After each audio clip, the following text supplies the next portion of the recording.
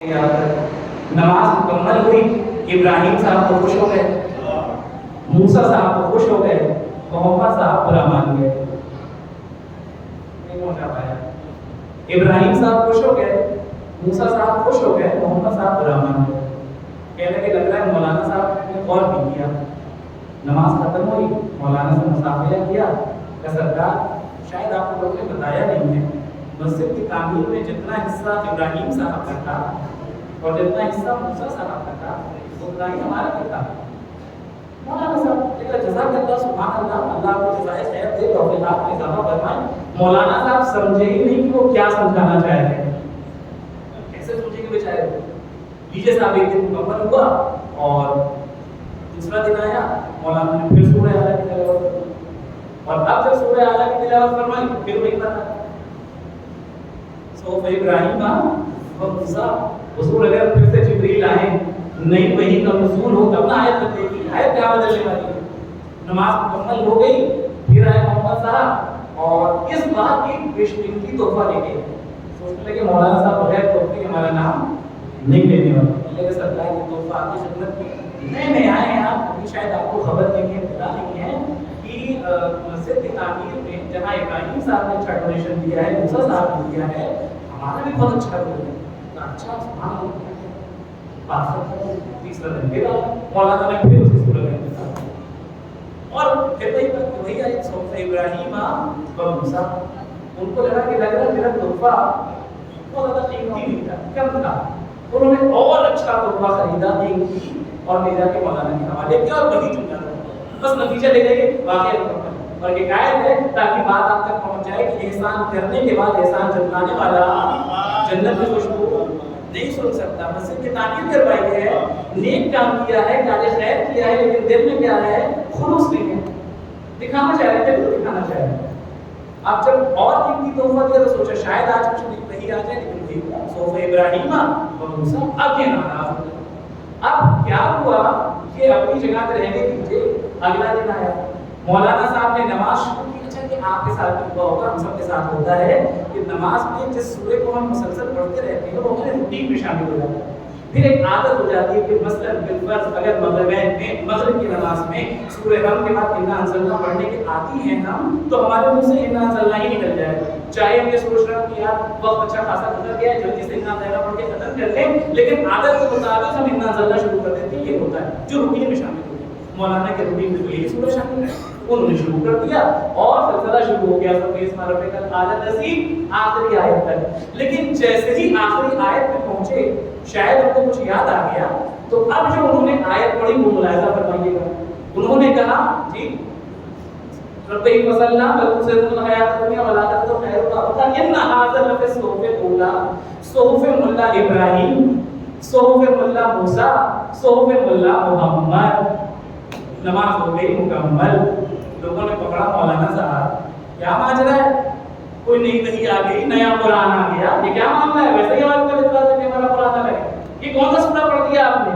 कह रहे साहब आपको खबर नहीं है, कल हमारी तहरीस पे जिब्रील अमी आए थे और मूसा का असा लेके आए थे और कहा था कि आयत में हमारा नाम शामिल कर दीजिए, वरना ये असा रोजाना आपकी तहरीस पे आता रहेगा। सलवार भेजे नहीं लोग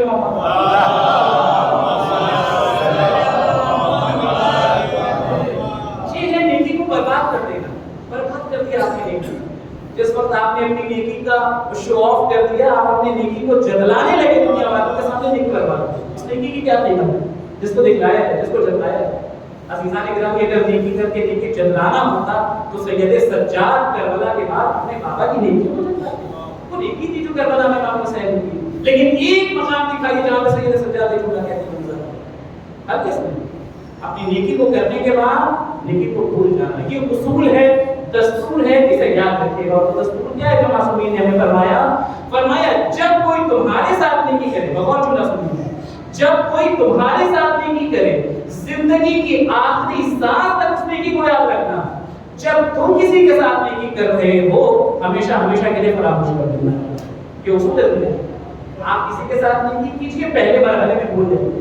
हुसैन ने नेकी की थी, 61 हिजरी में ही बुला दिया, करबला की सरजमीन में बुला दिया। हुसैन ने कोई बदला नहीं मांगा, वो तो अल्लाह है जज़ा देने वाला। جس میں حسین کو یہ جزا دی کہ 14 صدیوں کے بعد فرش عزائے حسین کو چھوڑا. حسین نے کسی جزا کے لیے کام نہیں کیا، حسین نے خدا کے لیے کیا اور خدا جزا دے گا. اور خدا نے یہ جزا دی کہ آج 1 ہجری کے بعد 14 صدیوں کے بعد بھی اس طریقے سے ہمارا یہاں پہ تشریف فرمائے اور ذکر والا خدا نے نیکی کر کے نیکی کو بھول جائے. اور اگر کوئی آپ کے ساتھ نیکی کرے زندگی کے آخری لمحوں تک یاد رکھیے. اب میں سوال عالم انسانیت سے اور علل خصوص ملت مسلمہ سے پوچھنا چاہتا ہوں، کیا 14 صدیوں کے بعد کسی کے دل میں یہ خیال آیا کہ یہ آج جو ہم نماز پڑھ رہے ہیں، یہ جو آج ہمارے مسجد میں اذان کی آوازیں بلند ہو رہی ہیں، یہ کن محسنوں کے احسان کا نتیجہ ہے؟ وہ کون سی ہستیاں جنہوں نے یہ احسان کیا کہ دین باقی ہے، دین کی بقا ہے، ورنہ دین ختم ہو چکا ہوتا، مٹ چکا ہوتا. تو خدا کی قسم وہ ہستیاں کوئی نہیں ہیں محمد و آل محمد کے جنہوں نے دین خدا پر احسان کیا، جنہوں نے دین خدا پر احسان کیا اور ایسا احسان کیا کہ اپنا پورا کنبہ لوٹا. لیکن ایک لمحے کے اس احسان کو چٹایا نہیں. میں آپ کی خدمت میں عرض کروں تو محمد و آل محمد کا گھرانہ ہی پورا ہوتا جس نے دین خدا پر احسان کیا. لیکن اگر آپ فہرست بنائیں گے تو کچھ ہستیاں ہیں جو بالکل پیش پیش ہیں جن کا احسان دین خدا پر. اور اس وقت ہے جب پیغمبر اکرم کو جھٹلایا جا رہا تھا، جب پیغمبر اکرم کو انکار کیا جا رہا تھا، ان کے نبوت سے انکار کیا جا رہا تھا، ان کے وحدہ لا شریک کا جو کلمہ وہ پڑھ رہے تھے اور اللہ کی وحدانیت کا اقرار کروا رہے تھے، اس کو جھٹلایا جا رہا تھا پیغمبر. اس وقت احسان کرنے والی شخصیتیں کون تھی؟ میں آپ کے سامنے بخدا ممبر سے کہہ رہا ہوں، میں نام نہیں لوں گا، نام آپ لیجیے گا. مجھے کہنے کی ضرورت نہیں پڑے گی، میں صرف اشارہ کروں. اگر آپ پوری تاریخ اسلام کا مطالعہ کر لیں اور ان محسنوں کو یاد کرنا چاہیں جنہوں نے دین خدا پر احسان کیا ہے تو فہرست میں آپ کے سامنے پیش کر رہا ہوں. میں کہہ رہا ہوں میں نام نہیں لوں گا، نام آپ لیں گے. مجھے نام لینے کی ضرورت نہیں، اس لیے کہ وہ ہستیاں جنہوں نے دین خدا پر اتنا بڑا احسان کیا ہے ان کا نام لینے کی ضرورت نہیں ہے، وہ تو خود نمایاں ہیں. 3 ہستیاں مرد میں ہیں، 3 ہستیاں عورتوں میں ہیں. یہ سارے فہرست ہیں، سلسلہ بہت بات تک جائے گا، انہی کا تذکرہ کرنا ہے سشکر مجالس میں. 3 ہستیاں مرد میں ہیں، 3 ہستیاں عورتوں میں ہیں. غور کیجیے گا جنہوں نے دین خدا پر احسان کیا. مرد کی جو ہستیاں ہیں، جو مرد میں 3 افراد ہیں، ان میں ایک وہ ہے جس نے مکے کی سرزمین پر دین خدا پر احسان کیا. میرے ساتھ آئیے گا، میں نے کہا میں نام نہیں بتاؤں گا، نام آپ کو بتانا ہے. مکے کی سرزمین پر دین خدا پر احسان کیا. دوسرا مرد وہ ہے جس نے مدینے کی سرزمین پر دین خدا پر احسان کیا. تیسرا مرد وہ ہے جس نے کربلا کی سرزمین پر دین خدا پر احسان کیا. یہ ہے مرد کی فہرست. عورتوں میں آ جائے خواتین میں 3 ہستیاں کون ہیں، 3 کردار کون. ایک خاتون وہ ہے جس نے مکے کی سرزمین پر دین خدا پر احسان کیا. دوسری خاتون وہ ہے جس نے مدینے کی سرزمین پر دین خدا پر احسان کیا. تیسری خاتون وہ ہے جس نے راہ شام و کوفہ میں دین خدا پر احسان کیا. نہیں اور آسان کر دو، میں نے کہا میں تو نام نہیں لوں گا، نام آپ کو لینا ہے. اور سمجھ جائیے گا تو سلوات دیجیے گا میرے کے محمد والے محمد.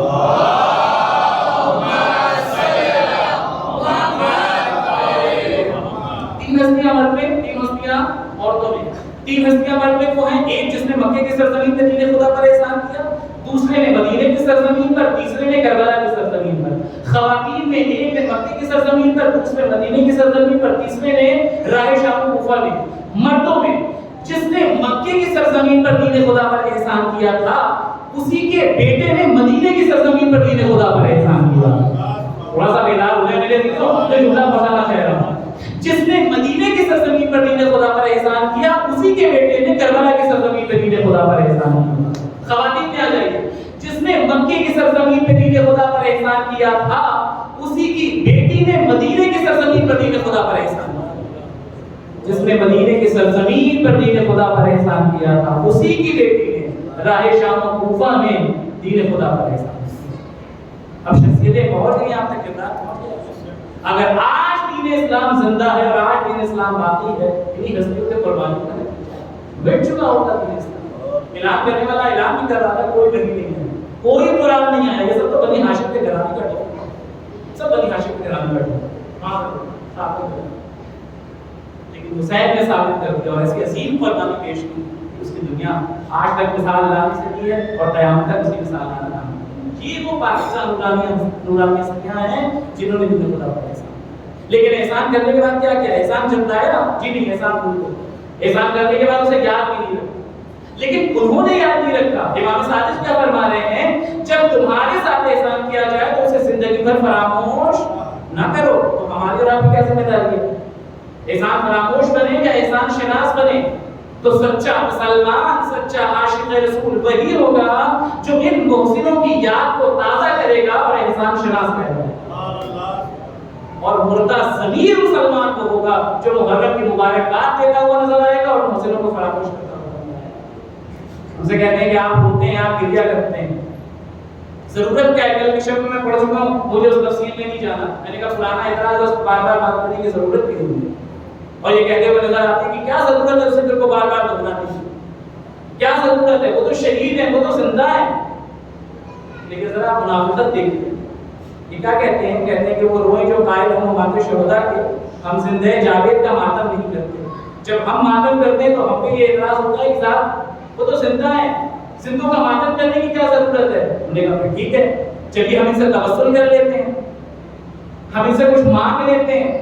تو جیسے کہ ہم ان کے سامنے ہاتھ جوڑ کے مانگتے ہوئے نظر آتے ہیں، ہم سے یہ کہا جاتا ہے وہ تو ہر جوڑ کے ہم سے مانگنے کی کیا ضرورت ہے؟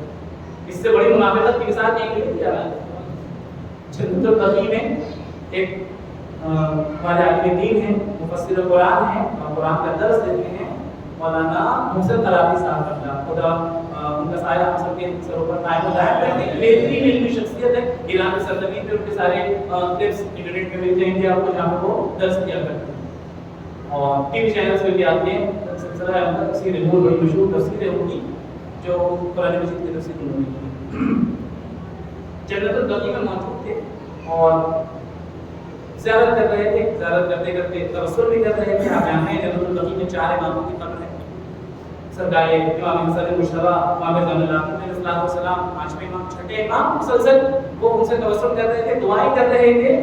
اور وہاں پہ اس طرح کے افراد آپ کو مل جائیں گے. آپ کو بہرحال وہ سلسلہ کم ہو گیا ہے لیکن پہلے بہت زیادہ تھا. پھر لوگ آتے ہیں اور آ کے کہتے ہیں مجھے نظر آتی ہے کہ بدعت ہے، شرک ہے، کیا کر رہے ہیں؟ مت مانگو، مانگنے کی ضرورت نہیں ہے. مر چکے ہیں، ختم ہو چکے ہیں، ان سے سوال کرنے کی ضرورت نہیں ہے، ان سے کچھ توسل کرنے کی ضرورت نہیں ہے. وہ آئے اور آ کے اس کے محسن طلعتی صاحب سے وہی جملہ کریں. اس نے کہا کیا ضرورت ہے؟ شرک کر رہے ہیں، کفر کر رہے ہیں، ان سے مانگنے کی کیا ضرورت ہے؟ مر چکے ہیں. جب مر چکے ہیں تو پھر ہمیں ماتم کیوں نہیں کرنے دیتے؟ ماتم بھی نہیں کرنے دیں گے، اس میں بھی کفر اور شرک کے پردے لگیں گے. اور اگر ان سے توسل کر لیا جائے گا تب بھی اعتراض ہوگا. تو طلعتی صاحب نے کہا کہ مسئلہ کیا ہے؟ کیوں ہمیں روک رہے ہو؟ تو وہ زندگی نہیں ہے، وہ تمہاری بات ہی نہیں سننے والے ہیں، سوال ہی نہیں سننے والے. کا جواب جو زندہ ہی نہیں ہے وہ تمہارا جواب کیا دے گا؟ تو کہنے لگے ہمارا تو عقیدہ ہے کہ وہ جواب دیتے ہیں، جو مانگتے ہیں ہمیں ملتا ہے. تو اچھا ایسا ہے؟ تو غور سنیے گا، میری طرف دیکھیے گا. کہ اچھا ایسا ہے؟ کہ ہاں بالکل ایسا ہے. اس نے جیب سے قلم نکالا، زمین پہ پھینک دیا اور کہا کہ اے حسن مجتبی، آیاز باللہ، کیا کہیں بہرحال جسارت ہے، توہین ہے، لیکن بات بھی آپ تک پہنچانی ہے. اے حسن مجتبی، یہ قلم اٹھا کے مجھے دے دو. کہ قلم اٹھاؤ مجھے دے دو. اب ظاہر ہے کوئی موزہ تو ہونا نہیں ہے بغیر کسی سبب کے. تو قلم کہیں تو نہیں پڑا ہے، مسکرانے لگا اور مسکرا کہتا ہے دیکھا اگر یہ جواب دے سکتے ہوتے تو یہ قلم اب تک اٹھ چکا ہوتا، آ گیا ہوتا میرے پاس. محسن طلعتی صاحب مسکرائے. میرے جیسا طالب علم ہوتا تو شاید ناراض ہو جاتا. مسکرائے اور مسکرا کے انہوں نے کہا کہ اچھا یہی اعتبار ہے نا، یہی معیار ہے نا کہ جو زندہ ہے اس کو تمہارے سوال کا جواب دینا چاہیے. کہا بالکل. انہوں نے قلم اٹھایا، واپس زمین پہ پھینکا اور کہا یا اللہ یہ قلم مجھے اٹھا کے نہیں پہنچا سکا، نہیں پہنچا سکا. سلوات بنے میں جو کہ محمد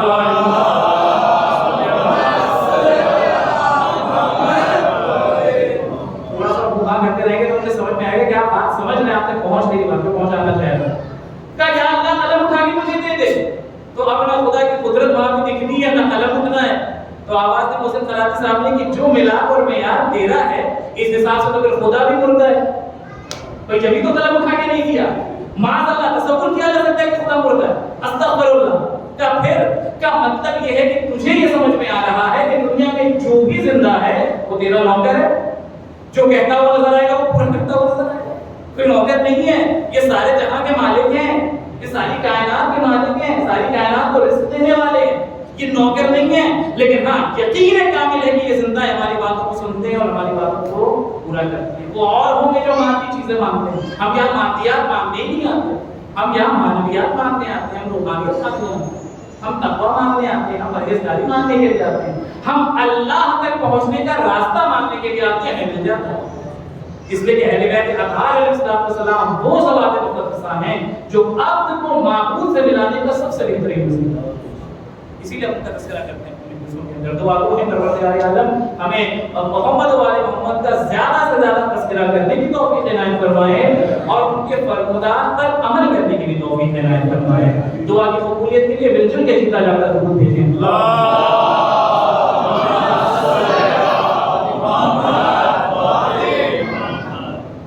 خاموش ہوگا وہ جو احسان کرنے کے بعد احسان کو بھول جائے، اور جس کے ساتھ احسان کیا جائے تو وہ فراموش کرے، اور وہ افراد بھی غلط ہیں اور وہ افراد بھی اس قابل ہیں کہ پھر ان پہ بھی لعنت اور ملامت کی جائے، ان کی نیکی برباد ہو جائے گی جو احسان کو جتلاتے ہیں، نیکی کو جتلاتے ہیں، نیکی کو جتلایا نہیں جاتا، ظاہر نہیں کیا جاتا، نیکی خود بخود اللہ اس کی جزا دینے والا ہے، اللہ اس کا اجر دینے والا ہے، اللہ اس کا ثواب دینے والا ہے، اور نیکی کرنے کے بعد نیکی کو بھلا دینے والا اس کا ہاتھ بہت برا ہے، بہت ہی برا ہے۔ جناب موسیٰ نبی علیہ السلام آخری بات اور بات مکمل کرتی میں، جناب موسیٰ نبی علیہ السلام یہ دور پہ جاتے ہیں، اللہ سے کلام کرتے ہیں، آپ نے سنا ہوگا ایک سفر پہ جا رہے تھے تو راستے میں انہوں نے دیکھا کہ ایک شخص ہے جو مفلوج ہے، ہاتھ پیر بیکار ہے، بالکل یوں کہیں کہ ہڈیوں کا ڈھانچہ ہے جس میں گوشت نام کی چیز ایک دم ہڈیوں کا ڈھانچہ، ایک صحرا میں پڑا ہوا ہے، بیابان تنہا، نہ کوئی انسان ہے وہاں پہ رہنے والا، نہ کوئی درخت ہے کہ اس کا کچھ کھانے پینے کا انتظام ہو جائے، ایسے ہی پڑا ہوا پہنچے، جیسے نبی کو دیکھا اس نے سلام کیا کہ اللہ اللہ آپ میرا سلام ہو، اس نے کہا تم کون ہو، کیا کر رہے ہو صحرا کے اندر، اور کہ تمہاری حالت کو یہ بتا دی کہ تم کافی عرصے دراز سے یہاں پہ پڑے ہوئے ہو، تو اس نے جملہ بتایا، اس نے کہا کہ اللہ میں یہاں پر 300 سال سے، کتنے 300 سال کیا کر رہے ہو؟ نبی اللہ کی عبادت کرتا ہوں، بس صبح سے شام تک میرا ایک شیوا ایک طریقہ ہے، اللہ کی عبادت کرتا ہوں اور نہیں پڑھا کرتا ہوں۔ اچھا یہ بتاؤ کہ آپ انسان نہیں رہتے ہیں، عادت نہیں، عادت ذات نہیں، کچھ کھانے پینے کا انتظام نہیں ہے، اللہ کی عبادت کر رہے ہو، کھاتے پیتے کہاں سے ہو؟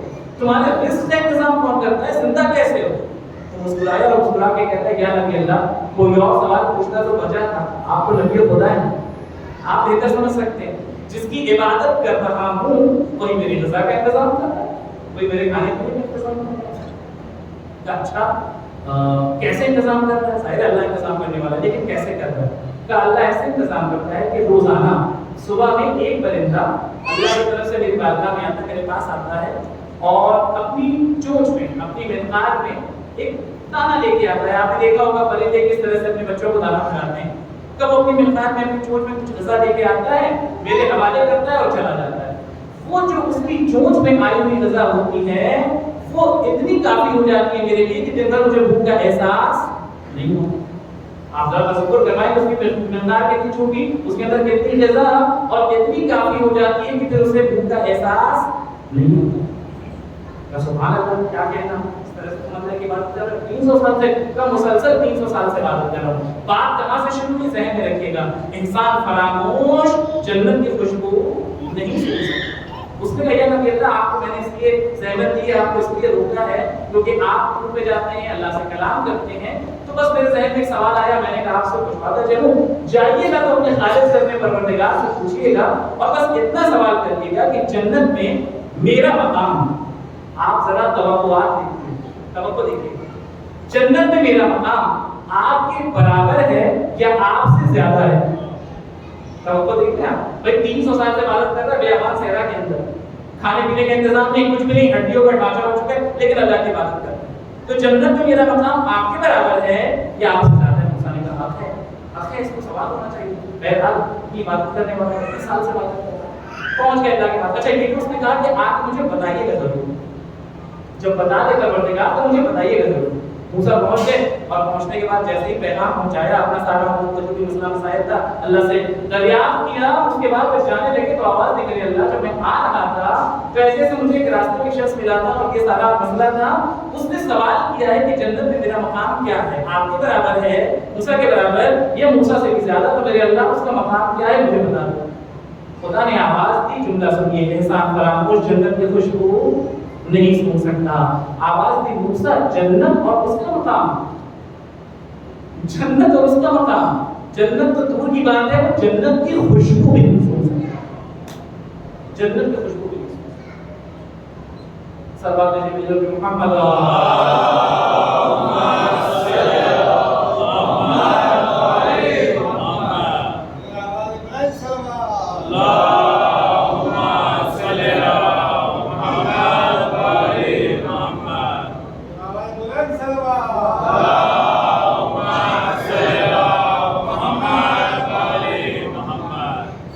جنت اور اس کا مقام، وہ جنت کی خوشبو بھی نہیں سن سکتا۔ میرے اللہ اتنی عبادت کی ہے، 300 سال تک اس نے عبادت کی ہے، صحرا میں بیابان میں کھانے کا انتظام نہیں، رزق کا انتظام نہیں، بھوکوں نظر آتا لیکن تیری عبادت کر رہا تھا، اور تو کہہ رہے کہ جنت کی خوشبو نہیں سن سکتا، ماجرا کیا ہے؟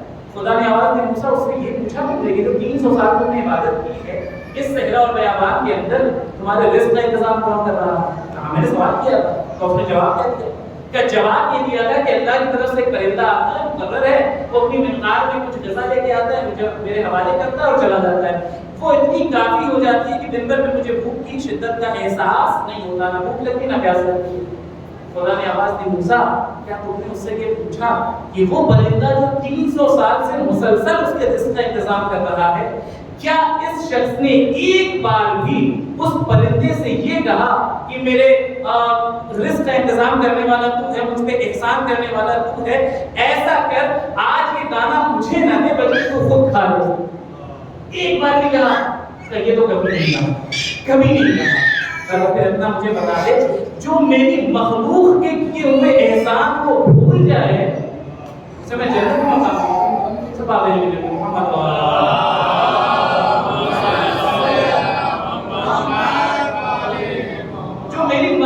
پرندہ ہے لیکن میں تو اللہ کی مخلوق تھا، جو اس کے احسان کو فراموش کر کے وہ جنت میں جانے کے لائق نہیں ہے، اور جنت میں جانا تو دور، جنت کی خوشبو بھی محسوس پہچانا آپ نے۔ اسی لیے ہم نے ارشاد فرمایا تھا احسان فراموش اور احسان شناس، احسان جتلانے والا، یہ دونوں افراد جنت میں خوشبو محسوس نہیں کر سکتے بلکہ جنت کی خوشبو سے بھی دور ہے۔ نیچے جملہ مکمل ہوا، واقعہ مکمل، گفتگو میں مکمل کر دی، لیکن نتیجہ لے جائے گے تاکہ کسی کے ذہن میں یہ خیال نہ آئے کہ اب کیا معاملہ ہو گیا، اب ایک ایسا انسان جس نے 300 سال عبادت کی تھی عبادت بیکار ہو گئی؟ نہیں، ایک کام جو سارے گناہوں سے بدتر ہے وہ کیا ہے؟ اللہ کی رحمت سے نا امید ہو جانا۔ ہرگز رحمت خدا سے نا امید نہ ہو۔ یہ قل یا عبادی الذین اسرفوا علی انفسہم لا تقنطوا من رحمت اللہ ان اللہ یغفر الذنوب جميعا، اللہ سارے گناہ معاف کر دینے والا ہے، لیکن رحمت خدا سے مایوس نہ ہونا، ورنہ یہ نہیں معاف ہونے والا۔ یہ ذہن میں پہنچ گئے موسیٰ کہ اس نے شرط کیا لگائی تھی کہ یا نبی اللہ مجھے بتائیے گا ضرور اللہ نے میرا مقام کیا رکھا ہے۔ پہنچے اور پہنچنے کے بعد ماننا نہ بھولے، تو خدا نے آواز دی کہ تم جنت میں جانا تو جنت کی خوشبو میں نہیں سو پاؤ۔ اس نے کہا یا نبی اللہ وجہ کیا ہے؟ وجہ موسیٰ نے بتا دی۔ جیسے ہی اس نے سن لیا، چونکہ مومن تھا، عبادت کرنے والا تھا، اس نے اقرار کیا۔ اس نے کہا یا نبی اللہ میں سمجھ سکتا ہوں میری کوتاہی ہے، میں نے احسان فراموشی کی ہے، میں نے اللہ کی مخلوق کا دل دکھایا ہے، لہذا میرا مقام جنت تو نہیں ہو سکتا، لیکن بس اب ایک گزارش ہے، جا کے میرے خدا تک میرا ایک پیغام پہنچا دیجیے گا، اب جب بھی آپ دور میں جائیے گا۔ کا پیغام کیا ہے؟ کا میرا پیغام یہ ہے کہ جیسے ہی جائیے گا علیہ السلام اللہ سے جا کے ایک جملہ کہیے گا کہ میرے اللہ میں گنہگار ہوں، میں نے گناہ کیا ہے، میں اپنی عاجزی کا اقرار کرتا ہوں، لیکن میرے اللہ بس ایک طرح مجھ پہ اتنا کر دینا کہ جہنم میں میرے جسم کو اتنا وسیع کر دینا کہ پورا جہنم میں چھینک لوں، اللہ کا کوئی اور بندہ جہنم میں نہ جانے پائے۔ مجھے حق ہے سارا عذاب میں برداشت کروں، میرے علاوہ کوئی اور اللہ کے مخلوق جہنم میں نہ جائے۔ موسیٰ پہنچے، ابھی پیغام پہنچا ہی رہے تھے، خدا نے آواز دی موسیٰ اس کو بشارت دے دو جنت میں اس نے اپنا مقام بنا لیا۔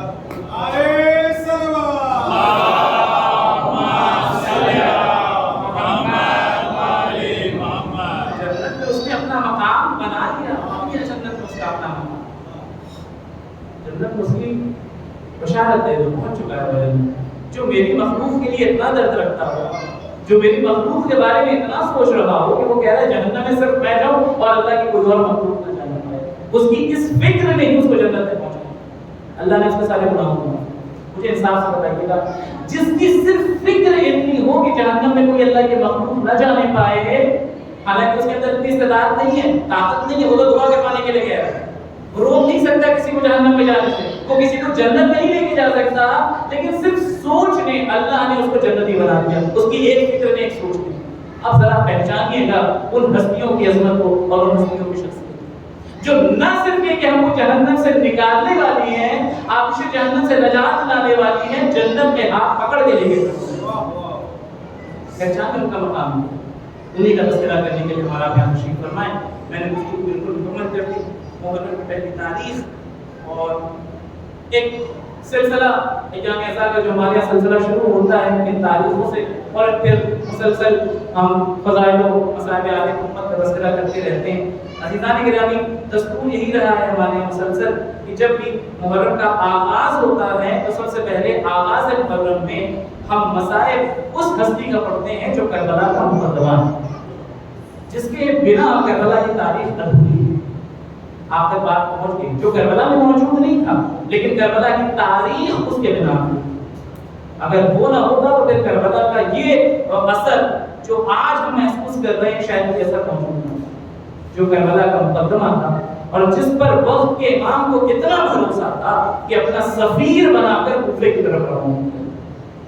خاندان بنی ہاشم میں باعزت لوگوں کی کمی نہیں تھی، بڑی بڑی ہستیاں موجود تھیں، بڑے بڑے کردار موجود تھے، لیکن حسین کا مسلم کا انتخاب بتا رہا ہے کہ مسلم کی فضیلت بہت بلند ہے، مسلم کا مقام بہت بلند ہے. آپ جانتے ہیں میرے عزیزوں، معصومین کی زیارتیں تو ہر جگہ مل جائیں گی آپ، لیکن غیر معصوم میں چند ہی افراد ہیں جن کی زیارت نامہ ہے، اس کے علاوہ سب کی زیارت نہیں ہے.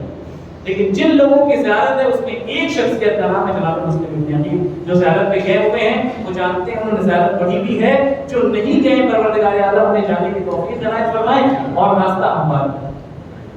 آج کے ذکر کے سلسلے میں، انہی آنسوؤں کے سلسلے میں جو اس عظیم ہستی کی قربانی کے لیے میں آپ کے سامنے پڑھنے جا رہا ہوں، اور جس وقت آپ زیارت نامہ پڑھتے ہیں سب سے پہلا جملہ ہی ہے السلام علیکہ ایھا العبد الصالح.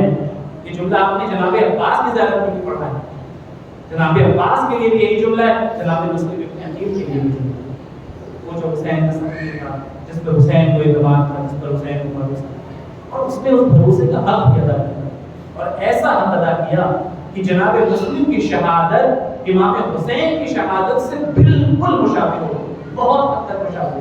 آئیے میں آپ کے سامنے مشابہت پڑھوں اور مجلس کو مکمل کروں. جناب مسلم کی شہادت کا انداز سید الشہداء کی شہادت سے بہت ملتا جلتا ہے. کیسے سن لیجیے؟ سب سے پہلی مشابہت کربلا میں امام حسین 3 دن کے بھوکے پیاسے شہید کیے گئے. کوفے میں مسلم بھوکے پیاسے شہید ہوئے. کربلا میں حسین غریب الوطن تھے، کوفے میں مسلم غریب الوطن تھے. لیکن ایک فرق مسلم آخری وقت میں جب پانی کا تقاضا کرتے ہیں، مسلم کے سامنے پانی کا جام لا کے رکھ دیا گیا. سرکار مسلم پانی نوش فرمانا چاہتے تھے، دندان مبارک ٹوٹ کے گر گئے، پانی خون سے آلودہ ہو گیا. آواز دی مجھے یقین ہے کہ رسول خدا سے مجھے اس کی حالت میں ملاقات کرنی ہے. پانی نہیں پیا، لیکن جب پانی کا مطالبہ کیا پانی مل گیا. اللہ اللہ فرزند زہرا روز عاشور حجت تمام کر رہے ہیں. اے شمر میری پیاس کا عالم یہ ہے، مجھے آنکھوں سے کچھ سجھائی نہیں دیتا، مجھے دنیا تاریک نظر آ رہی ہے. ایک قطرہ آپ میرے حوالے کر دے. شمر نجس اور ملعون کہتا ہے اگر ساری کائنات پانی پانی ہو جائے تب بھی آپ کو ایک قطرہ آپ نہیں دے دیں. اجروں کو مدد بس آمادہ ہو جائے. 2 جملوں کی زحمت ہے، اگر ساری دنیا پانی پانی ہو جائے تب بھی آپ کو ایک قطرہ آپ نہیں ملے گا. فرق محسوس کیا آپ نے. مسلم بھی بھوکے پیاسے شہید ہوئے ہیں، حسین بھی، لیکن مصیبت کا انداز جدا ہے. مصیبت کا انداز جدا اس لیے ہے، مسلم جب شہید ہو رہے تھے تنہا شہید ہو رہے تھے. مسلم کو جب دارالامانہ سے پھینکا جا رہا تھا کوئی اپنا موجود نہیں تھا، کوئی چاہنے والی بہن موجود نہیں تھی. اللہ اللہ ثانیہ زہرا چند قدموں سے تلے زینبیہ سے منظر دیکھ رہی ہے، شمر ملعون کا خود خنجر چل رہا. فرق بہت ہے، مشابہت بھی ہے، لیکن فرق بہت ہے دونوں کی شہادت کے اندر. آج میں مسلم ابن عقیل کی شہادت پڑھی ہے، چند جملوں میں ملاحظہ فرمائیں اور گفتگو میں نے مکمل کی. یہ وہ مسلم ہے جو جب کوفے میں آئے تھے بڑے چاہنے والے موجود تھے، اور جب مسجد میں پہنچے ہیں تب بھی چاہنے والے موجود تھے، لیکن جیسے ہی نماز پڑھا کے واپس پلٹ پڑھتے ہیں کیا دیکھا کوئی موجود نہیں ہے، یہ وہ تنہا رہ گئے، اور ایک وہ منزل بھی آئی ساری تفصیل ہٹاتے ہوئے میں مطلب آپ کے سامنے پڑھنے جا رہا ہوں۔ وہ منزل بھی آئی جب مسلم گرفتار کر لیے گئے۔ کیسے گرفتار کیے گئے؟ مومنہ تھی، مولا کی چاہنے والی تھی، اس نے اپنے گھر میں مہمان بنا کے رکھا تھا، لیکن جیسے ہی دشمن کے فوجوں نے محاصرہ کیا، مسلم نے آواز دی اب میں تیرے گھر میں نہیں رہ سکتا، اب مجھے باہر جانا ہوگا۔ قدموں میں گر گئی، آقا میں آپ کو باہر نہیں جانے دوں گی، یہ آپ کے خون کے پیاسے ہیں، یہ آپ کو قتل کر ڈالیں گے۔ مسلم نے آواز دی میں برداشت نہیں کر سکتا، میری موجودگی میں تیرے گھر میں یہ دشمن گھس آئے اور تیری بدحجابی ہو، تیری بے پردگی ہو، میں برداشت نہیں کر سکتا۔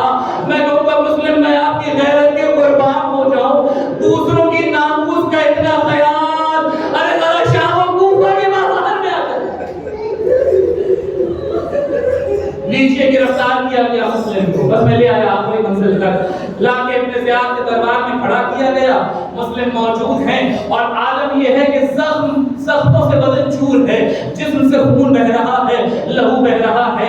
دیکھنے والے نے دیکھا اور ایک مرتبہ چیخ کے کہتا ہے کیا تو اپنے امیر کو سلام نہیں کرے گا؟ تو نے اپنے امیر کو سلام نہیں کیا۔ وہ مسلم جو خون میں غلطہ تھے ایک مرتبہ بابا سے بلند کہتے ہیں مالی امیر سے بل حسین، میرا امیر حسین کے علاوہ کوئی نہیں ہے۔ کیا بڑی اکڑ ہے تمہارے اندر، ابھی قتل کر دیے جاؤ گے، ابھی مار دیے جاؤ گے، کمر مرنے سے نہیں ڈرتا، مجھے قتل کر دے مجھے کوئی خوف نہیں ہے۔ نیچے جلاد کو حکم دیا جاؤ چھت پہ لے جاؤ اور لے جانے کے بعد سروکت میں جدائی کرو، لاشا زمین میں پھینک دینا۔ جیسے جلاد چھت پہ لے کے پہنچا، خود جلاد نقل کرتا ہے وہ مسلم جو حاکم کے دربار میں، ظالم کے دربار میں نگاہوں سے نگاہیں ملا کے گفتگو کر رہے تھے، جملہ پہنچ گیا تو رونے کے لیے کافی ہوگا۔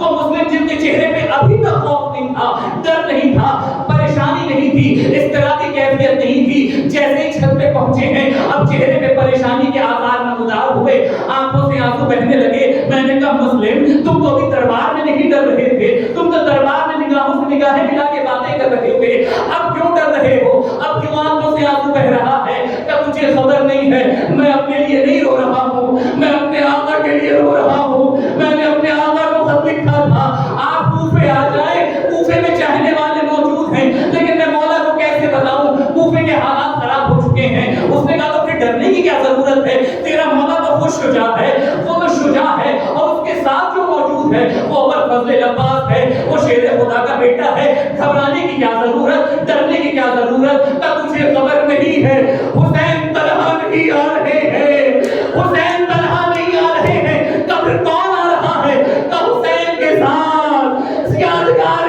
زہرا، حسین کی دکھیاری بہن زینب ام کلثوم، حسین کی مائیں بہنیں آ رہی ہیں۔ ہم یہ گوارا نہیں کر سکتے کہ ہمارے گھر کی خواتین اس طرح سے نامحرموں کے درمیان پھرائی جائیں۔ یہ جملہ سنا، جلاد نے کہا حکم ہے تجھے قتل کر دیا جائے گا۔ مسلم کے نزدیک آیا، اب قتل کرنے کے لیے مسلم نزدیک ہیں، بالکل دارالامارہ کی چھت پہ کھڑے ہوئے ہیں، لیکن ایک مرتبہ جیسے ہی نیچے مجمع دیکھا، ایک زبردست مجمع تھا جو مسلم کی شہادت دیکھنے آیا تھا، مسلم کے چہرے پہ کوئی خوف نہیں تھا، لیکن جیسے ہی مجمع پہ نظر پڑی پھر سے رونا شروع کر دیا۔ جلاد کہتا ہے اب کیا یاد آ گیا، اب کیوں گریا کر رہے ہو؟ کیا مجھے وہ بچے یاد آ گئے جو مجھ سے جدا ہو گئے تھے؟ میں رو اس بات پہ رہ رہا ہوں کہیں ایسا نہ ہو اس مجمع میں دونوں بچے باپ کو قتل ہوتے ہوئے دیکھے، باپ کے قتل کا منظر برداشت نہ کر سکیں گے۔ میں کہوں گا اے مسلم ابن امیر، آپ کو اپنے بچوں کا اتنا خیال، ذرا زندان شام میں آ جائیے، ایک 4 سالہ سکینہ باپ کا کٹا ہوا سر آغوش میں فریاد کر رہی ہے بابا جب گئے تھے تو یہ حالت نہ تھی، تمہارے گردن کی رگیں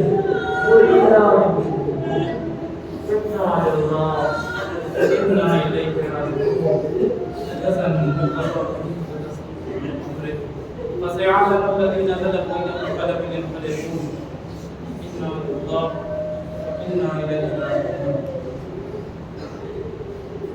أعوذ بالله من الشيطان الرجيم بسم الله الرحمن الرحيم اللهم نسألك ونذكرك باسمك العظيم الأعظم العسل جللت ومستجب دعواتنا يا الله يا الله يا الله يا الله يا الله يا الله يا الله يا الله يا الله يا الله إلهي بحق زهرا وأبيها وبعلها ووليها بالا کے واسطہ محمد والے محمد کا ہماری اس قلیل عبادت کو شرف قبولیت عطا فرما میرے اللہ کے واسطہ محمد والے محمد کا جہاں جہاں مشکلات نظر کر ان کی جان مال سے تو آپ کی حفاظت فرما جب بھی پریشان ان کی پریشانی کو جلد سے دور کر جتنے بھی مخلوق سے انہیں قرض سے دوش کر جتنے بے اولاد ہیں انہیں بے اولاد سے مالا مال کر میرے اللہ کے واسطہ محمد والے محمد کا ایران راستے کی امن مایا نام روزن مقدسہ کی حفاظت فرما دشمنانی نوید کو جلد سے جیس محفوظ فرما میرے اللہ دعاؤں میں سب سے اہم دعا مجھے واسطہ ہے سیدہ کی تسلیم ہوگا میرے اللہ مجھے واسطہ ہے سکینہ کی یتیمی کا